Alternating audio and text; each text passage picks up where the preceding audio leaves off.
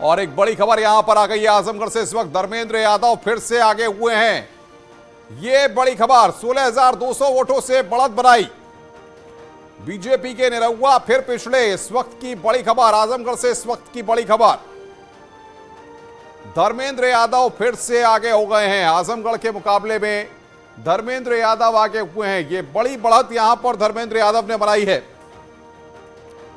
Bharatiya Janata party के धर्मेंद्र यादव ने यहां पर बढ़त बनाई है। अलाउद्दीन बातचीत करने के लिए हमारे साथ। अलाउद्दीन, एक बार फिर धर्मेंद्र यादव ने बढ़त बना ली है। अब जी हाँ, बिल्कुल। जो सिनेरियो 9:30 बजे से लेकर 12:15 बजे तक धर्मेंद्र यादव के पक्ष में था, वो करीब 1 घंटे तक निरहुआ के पक्ष में चला और करीब उन्होंने 7,500-8,700 वोटों तक लीड ले ली थी बीजेपी ने। लेकिन अब वो लीड घटी है और एक बार फिर से जो है समाजवादी पार्टी के प्रत्याशी धर्मेंद्र यादव और लीड लेते हुए दिख रहे हैं। मेरे साथ मुझे ज्वाइन कर रहे हैं अभिषेक, जो कि नया और ताज़ा डेटा लेकर के आए हैं। क्या ताज़ा डेटा है अभिषेक? जी बिल्कुल, करीब 12 बजे से लगातार दिनेश लाल यादव निरहुआ लगातार सपा प्रत्याशी को लीड करते हुए दिखाई दे रहे थे और एक बड़ी लीड थी जो 10,000 तक पहुंची थी। लेकिन अब एक बार फिर से समाजवादी पार्टी के प्रत्याशी धर्मेंद्र यादव लीड करते हुए दिखाई दे रहे हैं और उनके वोटों में इजाफा होते हुए 826 वोटों से वो आगे चल रहे हैं। फिलहाल उनका जो वोटिंग परसेंटेज है वो 34 हो चुका है। इसमें कुल टोटल वोट 1,62,167 मिले हैं, जबकि भाजपा प्रत्याशी दिनेश लाल यादव निरहुआ को 1,61,341 वोट मिले हैं। वहीं बात करें गुड्डू जमाली की, तो गुड्डू जमाली के वोट परसेंटेज में भी रुकावट आई है। वो अभी कुछ देर पहले 1,36,000 वोट पाए हुए थे, जो अब 1,38,590 है। तो यानी कि एक बार फिर से समाजवादी पार्टी के प्रत्याशी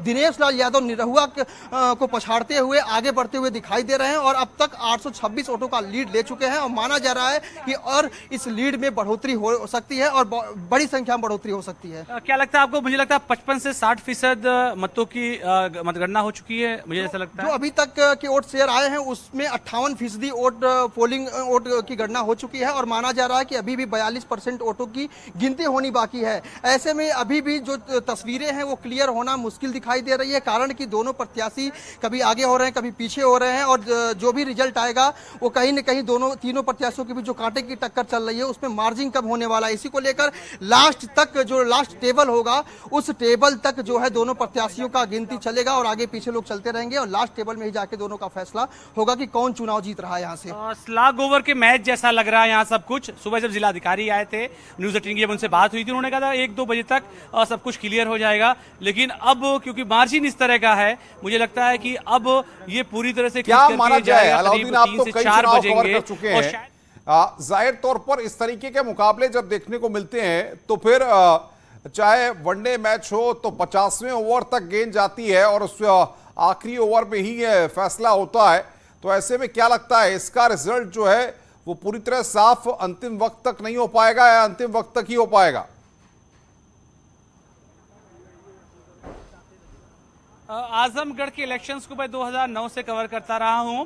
उसमें लोकसभा इलेक्शन और विधानसभा इलेक्शन भी शामिल हैं। लेकिन इस तरह के रिजल्ट की उम्मीद और इस तरह के इलेक्शन आज पहली बार यहां देखने को मिल रहा है, कम से कम 2009 से जब से मैं कवर कर रहा हूं।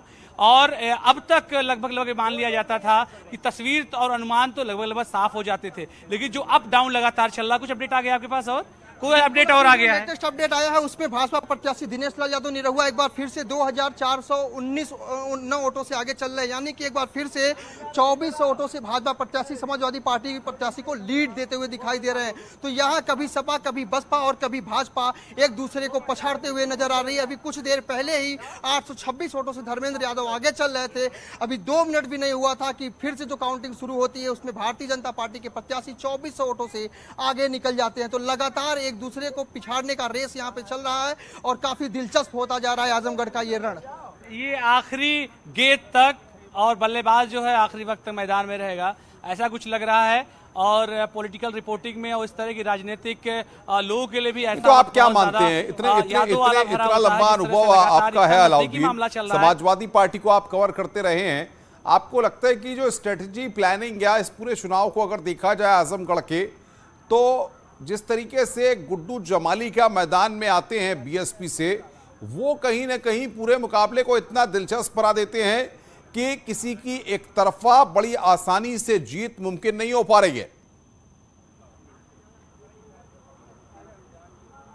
बिल्कुल सही नब्ज को आपने पकड़ा है। वजह सिर्फ और सिर्फ वही है क्योंकि गुड्डू जमाली शुरुआती दौर में जब वोट फीसद था तो वो एक वक्त में वो भी 1500 वोट से आगे चले गए थे, लेकिन बीच में आके उनका वोट साइलेंट हो गया था। 82,000 पर आकर के वो रुक से गए थे और बाकी लोग 1 लाख से ऊपर यानी 1,10,000 पर खेल रहे थे। लेकिन एकाएक उसके बाद गुड्डू जमाली का वोट बढ़ता है, वो लगातार 1,28,000 1,32,000 तक वो पहुंच जाते हैं। तो जिस बात का जिक्र आप कर रहे हैं वो बिल्कुल दुरुस्त कर रहे हैं। गुड्डू जमाली के आने के बाद से ही आजमगढ़ के इस चुनाव की जो सूरत और सीरत है वो बिल्कुल बदल गई है। अभिषेक लगातार गुड्डू जमाली से भी मिले हैं, कुछ बातें भी मैं उनसे जानने की कोशिश करूंगा। अभिषेक, क्या लगता है कि इलेक्शन का ट्रायंगुलर होकर के नए जो नतीजे दे रहा है इसमें गुड्डू जमाली का ही रोल ज्यादा नजर आ रहा है?